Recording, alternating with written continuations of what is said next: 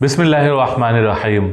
नाज़रीन किराम, मुसाफिर कौन है, सफ़र शरई क्या है, इसकी क्या शर्तें हैं और क्या अहकाम हैं, कसर क्या है, कसर कब करेंगे और कब तक करेंगे, इस तरह के सफ़र के शरई अहकाम आज के वीडियो में हम आपके सामने पेश करेंगे। मुसाफिर वो शख्स है जो 3 दिन की मुसाफत के सफ़र के इरादे से अपनी बस्ती से बाहर निकले, यानी 57.5 मील तकरीबन 92 किलोमीटर के सफ़र का इरादा रखता हूँ। ऐसा शख्स मुसाफिर रहेगा जब तक कि वो अपनी बस्ती में लौट ना आए या किसी दूसरे मकाम पर 15 दिन ठहरने की नीयत ना कर ले। ये शख्स उस वक्त मुसाफिर होगा जब कि वो अपनी बस्ती की आबादी से बाहर हो जाए। और शहर वालों के लिए ये भी ज़रूरी है कि शहर के आसपास जो आबादियां हो उनसे भी बाहर हो जाए, यानी जिस तरफ वो जा रहा है उस तरफ आबादी खत्म हो जाए, तो उस वक्त वो मुसाफिर होगा। साथ ही ये भी जरूरी है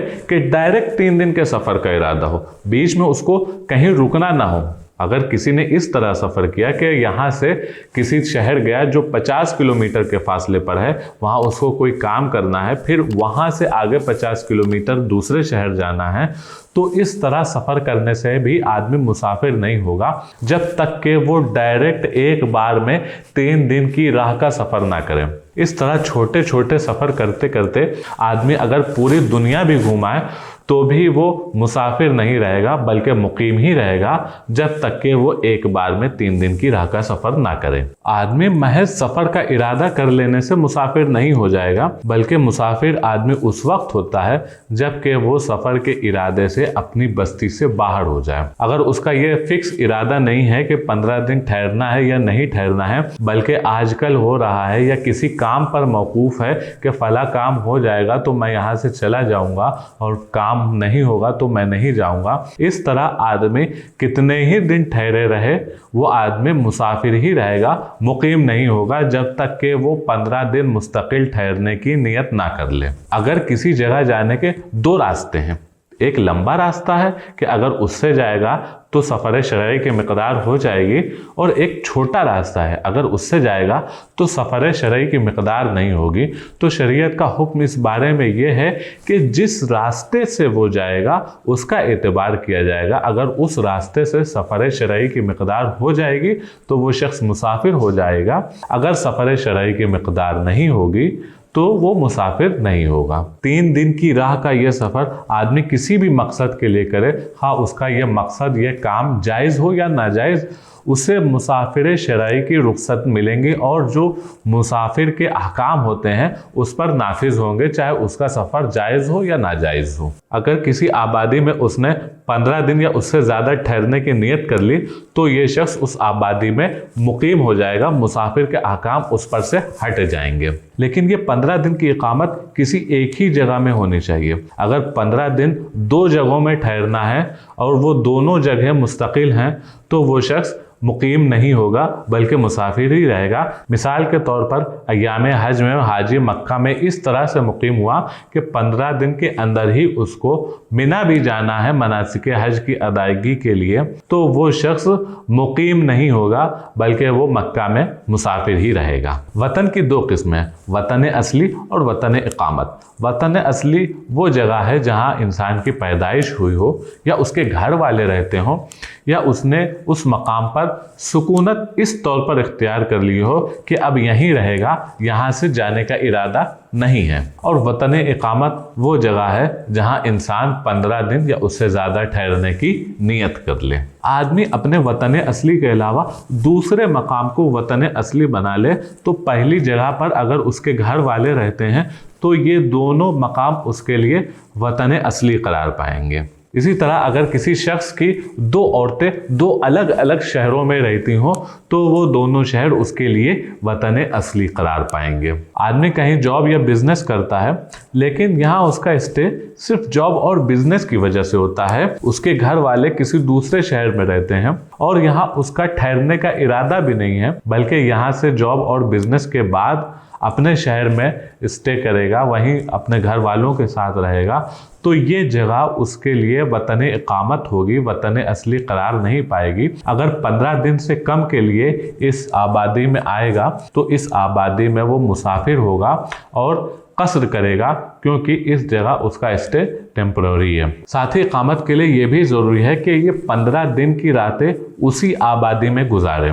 मिसाल के तौर पर अगर कोई शख्स करीब के सफ़र के लिए आबादी से बाहर जाता हो दिन में और दिन ही दिन वापस आ जाता हो, तब तो वो शख्स मुकीम रहेगा। लेकिन अगर वो कुर्बो जवार की किसी दूसरी बस्ती में जाकर उसने रात बिता दी तो ये शख्स मुकीम नहीं रह जाएगा, बल्कि ये मुसाफिर हो जाएगा। अगर किसी ने इस तरह से 15 दिन इकामत करने का इरादा बना लिया तो ये जगह उसके लिए वतन इकामत करार पाएगी। मुसाफिर का हुक्म यह है कि फ़र्ज़ नमाज़ों में कसर करेगा, यानी 4 रकात वाली जो फ़र्ज़ नमाजें हैं ज़ोहर, असर और इशा, इनमें 4 रकात के बजाय सिर्फ 2 रकात पढ़ेगा और ये 2 पढ़ना ही उस पर लाजिम होगा।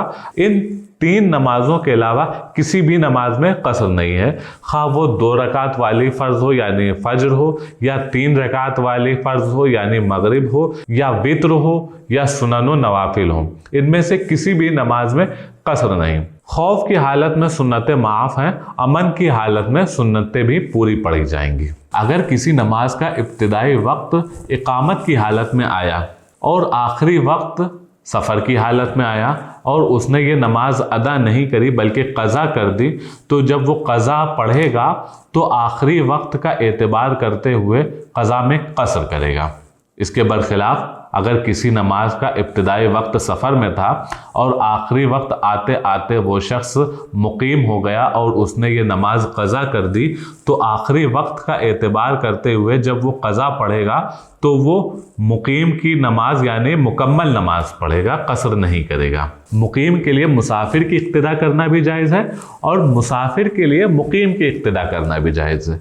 लेकिन अगर मुकीम शख्स मुसाफिर की इक्तिदा करेगा तो वो मुसाफिर इमाम के सलाम फेरने के बाद खड़ा हो जाएगा और अपनी 2 रकातें पूरी पढ़ेगा। लेकिन इन 2 रकातों में क़याम की हालत में वो क़िराअत नहीं करेगा, बल्कि सूरह फातिहा पढ़ने की मिक़दार खामोश खड़ा रहेगा। और जब मुसाफिर शख्स मुकीम की इक्तिदा करेगा तो वो कसर नहीं करेगा बल्कि मुकम्मल अदा करेगा। अगर कोई शख्स मुसाफिर इमाम हो तो उसके लिए हुक्म यह है कि वो मुक्तदियों को बता दे कि मैं मुसाफिर हूँ, तुम लोग अपनी नमाज मुकम्मल पढ़ना, चाहे वो ये ऐलान नमाज की शुरुआत में कर दे या नमाज को ख़त्म करने के बाद ऐलान कर दे कि मैं मुसाफिर हूँ, तुम लोग अपनी नमाज मुकम्मल कर लो। अगर मुकीम शख्स ने मुसाफिर इमाम की इक्तिदा की और मुसाफिर इमाम ने बजाय कसर करने के पूरी 4 रकात पढ़ ली, तो अगर मुकीम शख्स मुसाफिर इमाम की 2 रकात के बाद इक्तिदा करेगा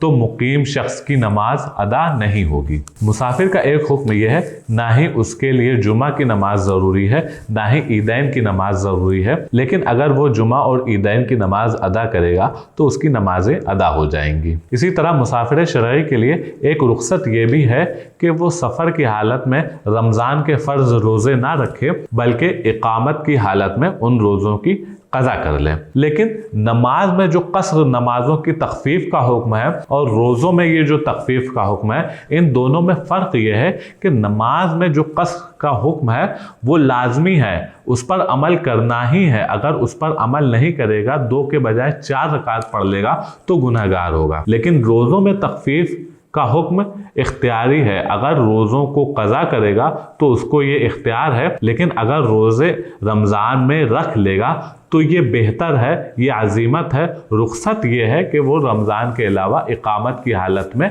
उन रोज़ों की क़ज़ा कर ले। मुसाफिर का एक हुक्म ये भी है कि सफ़र की हालत में अगर उसको माल की ज़रूरत पड़ जाए, उसका माल ख़त्म हो जाए, तो वो अपनी ज़रूरत को पूरा करने के लिए ज़कात की रकम भी हासिल कर सकता है। ज़रूरतमंद मुसाफिर को ज़कात देना जायज़ होता है, चाहे वो घर में कितना ही मालदार क्यों ना हो। मुसाफिर का एक हुक्म यह भी है कि मुसाफिर पर बकरीद की कुर्बानी वाजिब नहीं, चाहे वो मालदार ही क्यों ना हो। लिहाजा जो हाजी मक्का में अय्याम तरविया आने से पहले 15 रोज़ मुस्तकिल क़याम ना कर चुके हों, उन पर हज की कुर्बानी के अलावा बकरीद की कुर्बानी वाजिब नहीं, चाहे वो मालदार क्यों ना हो। लेकिन जो हाजी मालदार भी हों और अय्याम तरविया आने से पहले मुस्तकिल मक्का में 15 दिन क़याम कर चुके हों, उन पर हज की कुर्बानी के अलावा बकरीद की कुर्बानी भी वाजिब होती है। लेकिन इस कुर्बानी में उन्हें ये इख्तियार होता है कि ये बकरीद की कुर्बानी वो हरम मोहतरम में पेश करें या अपने आबाई वतन में पेश करें या कहीं और पेश करें। मुसाफिर का एक हुक्म ये भी होता है कि उसके लिए मसा अलल खुफ़ैन यानी मोज़ों पर मसह की मुद्दत 1 दिन 1 रात से बढ़कर 3 दिन और 3 रात हो जाया करती है। औरतों के लिए बगैर महरम के 3 दिन या उससे ज़्यादा का सफ़र करना जायज़ नहीं है, बल्कि उससे कम का सफ़र करना भी नाजायज़ है। लिहाजा औरतों को बगैर महरम के हज व उम्रा के लिए जाना नाजायज़ है। जो औरतें बगैर महरम के हज और उम्रे के लिए जाएंगी वो गुनहगार होंगे। ये सफ़र के कुछ ज़रूरी अहकाम थे जो हमने आपके सामने पेश करे। जज़ाकुमुल्लाहु खैरा।